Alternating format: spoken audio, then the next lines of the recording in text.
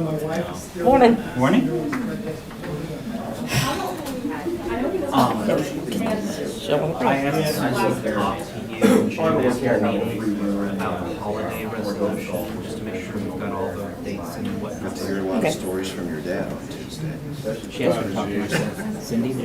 About being in the legislature. Not much, I can tell you. We'll begin with the Pledge of Allegiance. I pledge allegiance To the flag of the United States of America and to the republic for which it stands, one nation, under God, indivisible, with liberty and justice for all.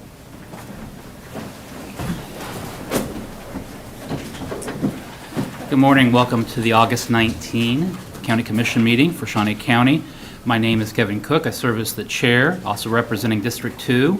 Joining me today is Commissioner Aaron Mays, representing District 3. Good morning. Morning. Commissioner Rippon's not able to join us. And Madam Clerk, our first item. First item is item 3, consent agenda. There are a number of items on the consent agenda. Are there any questions or is there a motion? I would move to approve. I'll second. Motion to approve by Commissioner Mays, second by Commissioner Cook. All in favor say aye. All opposed? Reflect that it passes 2-0. Our next item. Item 4, new business A, County Clerk number 1, consider all voucher payments. This morning, we have 2 voucher reports. The first is from August 13th for $1,498,324.32. A couple highlights under that are under Infrastructure to Ham Incorporated for $634,152.79. That's for the 45th Street project. Then under Special Law Enforcement Fund to the City of Topeka for $11,550 is for the Code Red Service Agreement. The second voucher report is from August 18th, yesterday, totaling $1,543,465.98. Highlights under that would be under Special Assessment to Medicine Asphalt for $244,803.65 is for Southwest 55th Street and Southwest Timber Ridge Lane. And then also under sewer districts to Bartlett and West for $37,378.17 for professional services for the Sherwood Regional Wastewater Project, and then also to Burns and McDonnell and CAS Constructors for $336,419.08 is for the teacup also at the Sherwood Regional Wastewater. I don't have any questions about any of this, and I would move for approval. I'll second. Motion for approval by Commissioner Mays, second by Commissioner Cook. All in favor say aye. All opposed? Reflect that it passes 3-0. Our next item. Item A2, consider correction orders. I'll move for approval. Second. Motion for approval by Commissioner Cook, second by Commissioner Mays. All in favor say aye. All opposed? Reflect that it passes 2-0. Our next item. Item A3, consider approval of resolution number 2021-59, authorizing a 2021 cereal malt beverage license to Croco Store LLC, DBA Gas Strip, located at 550 Southeast Croco Road in Topeka. This is, it's not in Topeka, I'm sorry. This is a cereal malt beverage for the remainder of this year, so you'll have, it'll be renewed, soon. But everything has been reviewed by the counselor's office, township, and health inspection, and the taxes were paid. So we said everything's okay. Counselor's office said it was okay. So Any questions? No. I'll move for approval. Second. Motion for approval by Commissioner Cook, second by Commissioner Mays. All in favor say aye. All opposed? Reflect that it passes 2-0. Our next item. item B, facilities management number 1, consider approval to submit a request for pricing for trade service rates due to the current contracts expiring in October of 2021. Good morning, Commissioners. I am Nelda Henning, Director of Facilities Management. This contract is up for renewal. The way the contract was worded last year, they can renew it for a 1-year extension with no price increase, but after the way the year has been, I anticipate that all the vendors that had submitted prices last year would pull out of the contract. That's why I'm requesting for the request for pricing. I'd also like to modify the agenda item at this time too to include stonemasons as one of the categories that we'll be seeking a price on. If you have any other questions, I'd be happy to answer them. Ms. Henning, do you want it to be stone mason or masonry? Stonemason or mason. Masonry would be an improper term. Okay. But stonemason or mason, which would also include brick or block. Okay. Any additional questions? No, I would move that we approve the RFP and add Mason as one of the services. Okay. I will second, and so any further discussion? Motion made by Commissioner Mays, second by Commissioner Cook. All in favor say aye. All opposed, reflect that it passes 2-0. Thank you. Our next item. Item C, Public Works, number 1, consider approval of the request to issue a request for qualifications for professional design services necessary for a concrete pavement replacement project, northbound lanes of Southeast Croco Road between the I-470 bridge and the I-70 bridge, with funding from the Public Works Special Highway Improvement Funds. Good morning, Commissioners. Kurt Niehaus, Director of Public Works. This section of roadway, I've gotten questions on it in the past from the public and from the commissioners. It's in pretty rough shape. It was placed in approximately 2000, so the pavement's approximately 20 years old. Unlike East 6th Street, where we can fix the joints, this pavement's too far gone, so you either cover it up or you replace it. We can't cover it up because we're between a shoulder, southbound lanes, and 2 bridges, so we're going to dig it out and replace it. This is the first step towards that, where we bring a consultant on board to prepare design plans, traffic control mainly, and when we get in there and remove the pavement, we're going to disturb the base, and so the base needs to be manipulated a bit, and so that's why we want some help, professional help. Questions? Kurt, we always have a number of bridges on our bridge projects every year that we're looking at. Was this on our bridge project list? No, this is, just to be clear, this is not a bridge replacement. This is strictly a pavement replacement between 2 bridges. Okay. One bridge goes over I-70, pardon me, and one bridge goes over I-470. All right, thank you for clarifying. Sure. So this is not a bridge replacement, this is just the road between the 2 bridges? Correct. Okay. And then your time frame as far as that work to be done? To be honest with you, I don't think I'm going to have enough money next year to do it because I want to do E6. That's my #1 maintenance priority. So I believe it'll be in 2023, but at this point, that's just an educated guess, if I can use the word educated. You indicated that there was a number of complaints or concerns about the quality of that roadway from the public, that the public's commented. Are there, since we're looking at this getting out to 22, 23, are there any things that we can do as a county to make it more motor friendly? Well, until then, we'll continue to have maintenance, road maintenance, continue to patch those bad areas. Really, other than that, there's not much we can do. Again, we can cover it up, but I think it would be a waste of money. And remember, I've got to tie into an existing shoulder on the right if I'm northbound, shoulder on the right, southbound lanes on the left, bridge to the north, bridge to the south. So you can't do much adjustment. You're very hemmed in. You're working in a square. So there's really not much we can do. I don't think the pavement's going to fail by any means between now and 2023. It's just going to be maybe unsightly, maybe a little rough at times, but we'll stay on it from a maintenance standpoint. Okay. Other questions? Nope. Okay. I'll move to approve. I'll second. Motion to approve by Commissioner Mays, second by Commissioner Cook. All in favor say aye. All opposed, reflect that it passes 2-0. Thank you. Our next item. Item D, Audit Finance, number 1, consider approval of request to apply for the Shuttered Venue Operators Grant, a program established by the Economic Aid to Hard-Hit Small Businesses, Nonprofits, and Venues Act, as amended by the American Rescue Plan Act. Good morning, Betty Greiner, Director of Administrative Services. This grant, as it says, is for shuttered venues during COVID, and so we are looking at applying for this grant for the Stormont Vale Event Center and possibly also for Helen Hawker Theater. We are looking into that one also.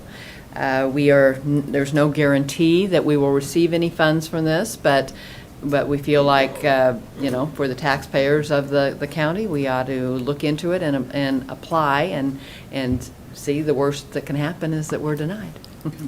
Any questions? Yes, is this going to, when you say Stormwater Event Center, is it going to include Manor? No, I don't believe so. Or I'll would have the to hotel look, I'll have to do look that, into or- that. I'll Okay. have to look into that. That was not our initial thought. I'll have to look into the details on that one.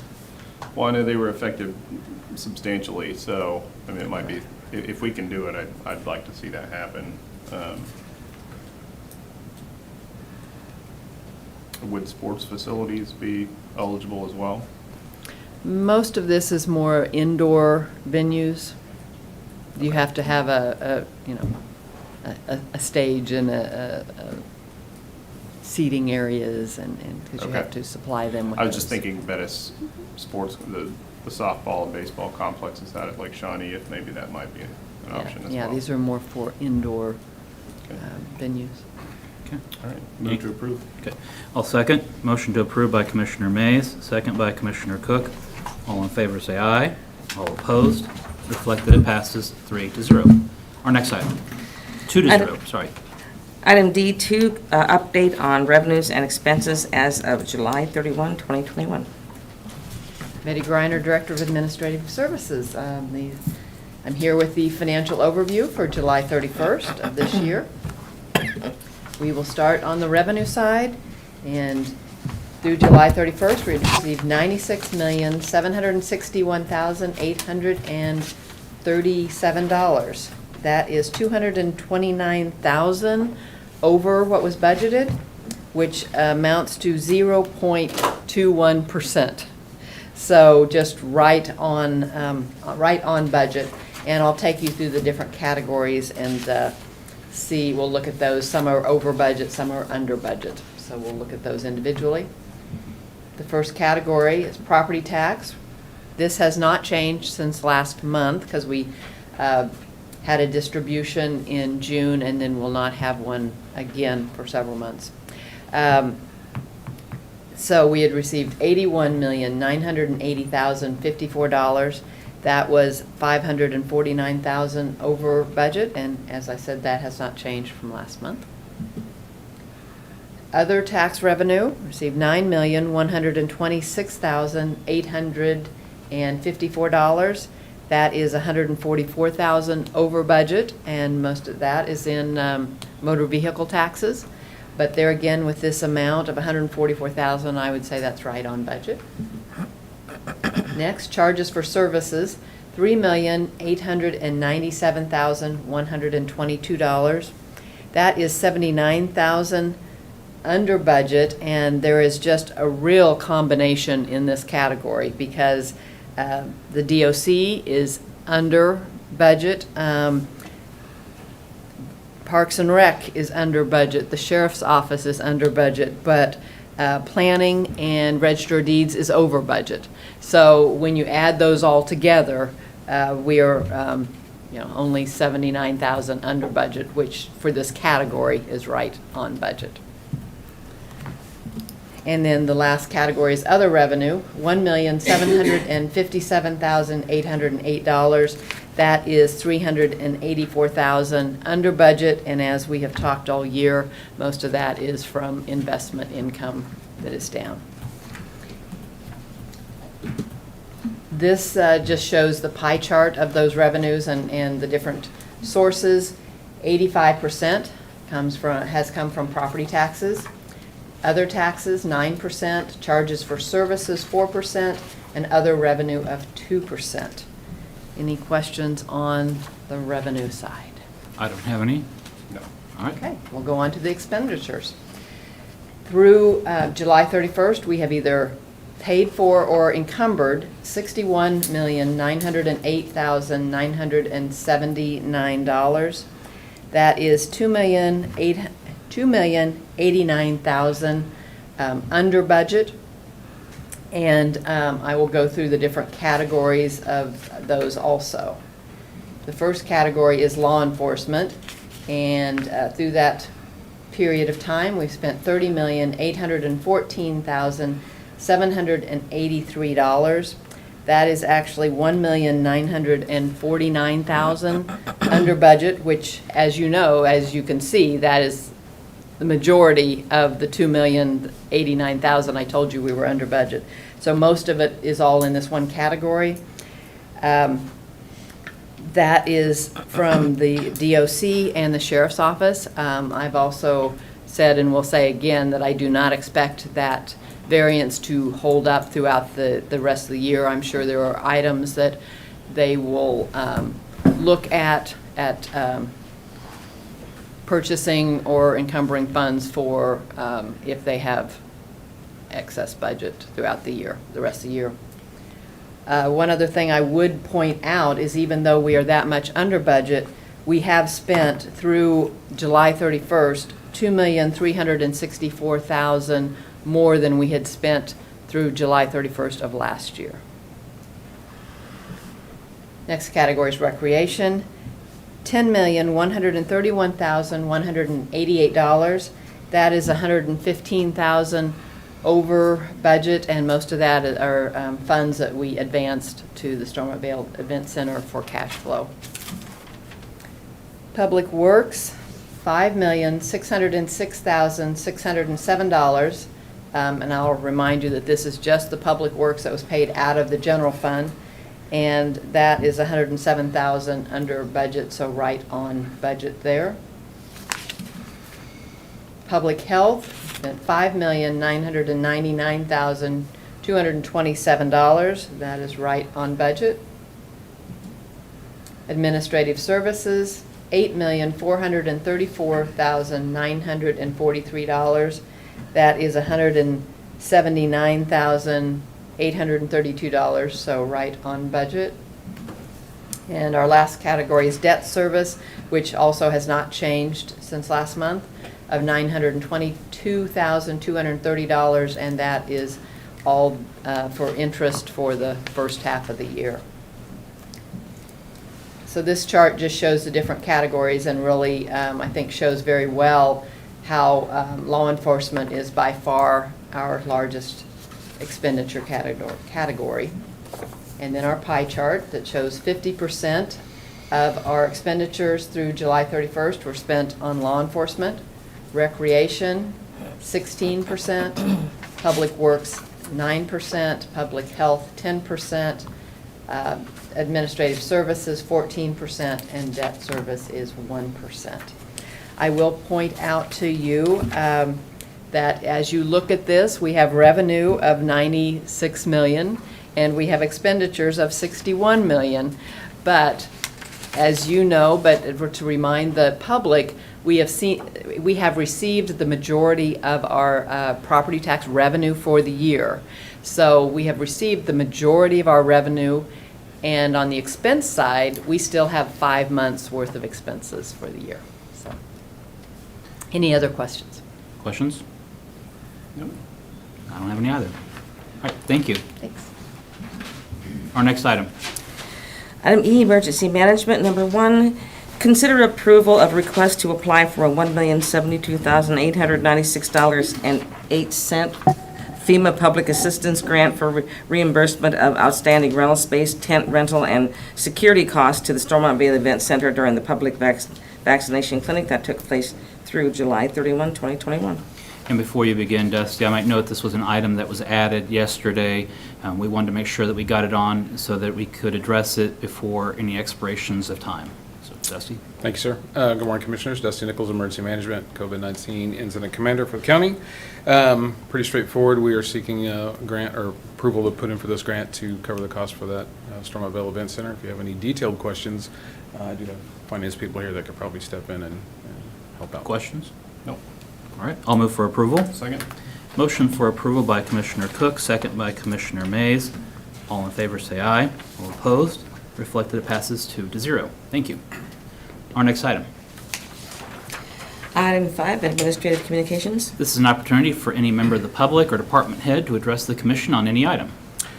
Good morning, Commissioners. Dusty Nichols, Emergency Management. As of this morning, considering The information we've received over the past couple of weeks and the increase in cases, the resource shortages that are starting to pop up, we want to be ahead of the game. So I am issuing a disaster emergency declaration for 7 days. And after talking with Councilor Crowell, I would like to see this extended to match our incident command to October 28th, but I understand that has to be in a resolution form, probably presented next Monday.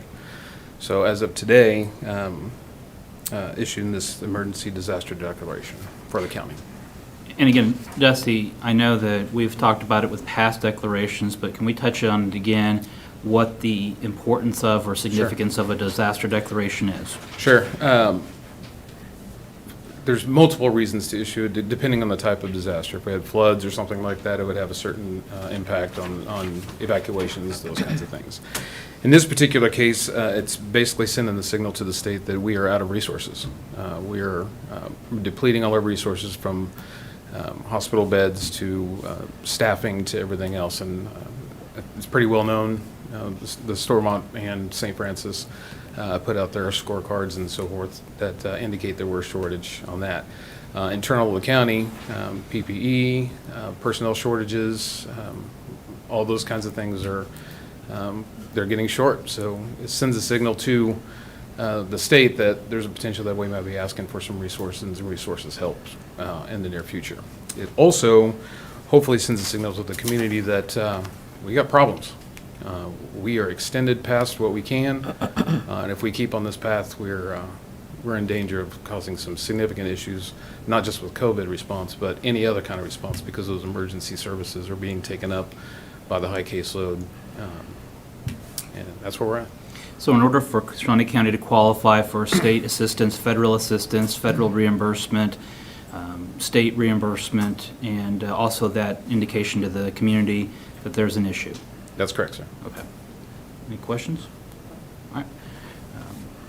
I have signed the disaster declaration, and I understand that we'll have future discussion of it on County Commission agenda. That's correct, sir. The only thing I need is county clerk to sign it, and I can submit it to the state. All right, very good.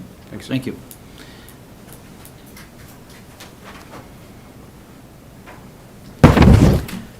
Betty Griner, Director of Administrative Services. I just want to remind the public that Monday evening at 5:30 here in the Commission chambers, we will have the public budget hearing, and we will also have the revenue neutral rate hearing for the 2022 budget. Very good.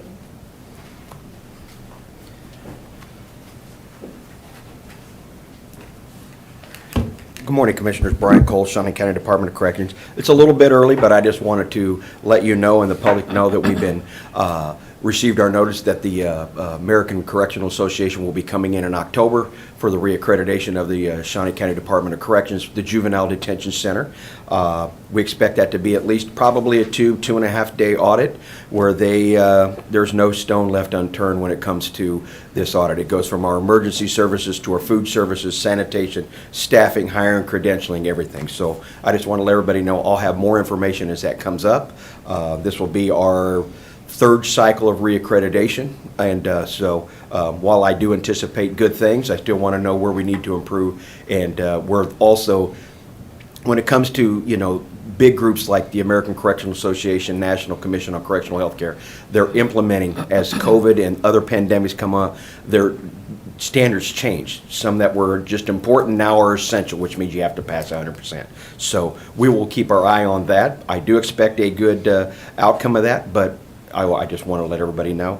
The last thing I was going to say is thank you to Stephanie. She put it out countywide that the CARE Committee for the Shawnee County Department of Corrections is going to have a bake sale. The CARE Committee at the Shawnee County Department of Corrections is a self-sustaining officer and employee wellness group that tries to put events for officer and employee morale, tries to raise money when it comes to providing gift cards to those employees who have births, unfortunate funerals and flowers, things like that, or donations to different types of things, maintaining our fitness equipment. So this is just another fundraiser. I know there'll be a lot of goodies there and stuff like that.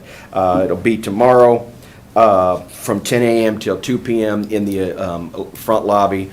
We are safe, we are clean, we're sanitary, everything will be prepackaged, stuff like that. So we're hoping to do as much fun as we can. So hope to see everybody.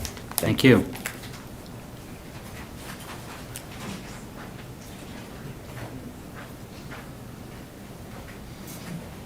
Good morning, Commissioners. Kellen Seitz, Spectra Venue Management, the Stormont Vale Event Center. Hopefully, over the past week and a half, you've seen a lot of activity coming out of our space. We are extremely excited and optimistic about the future of events at our facility.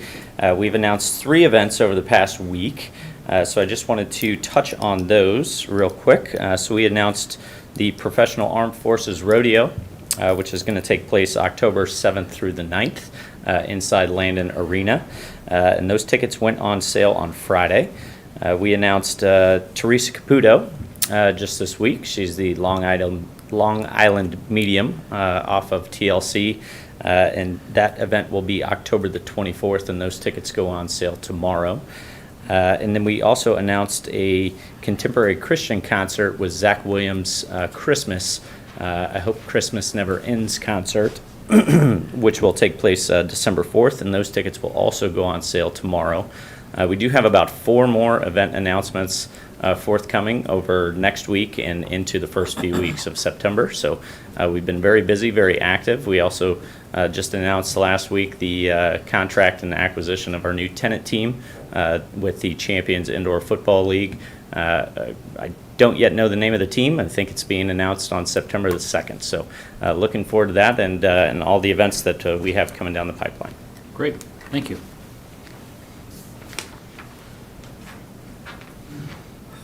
Any other individuals wanting to speak on any item? Commissioner Mays? Nothing from me. I don't know that I have anything else additional. Madam Clerk, our next item. Item 6, executive session. There is not a need for an executive session today. We are adjourned.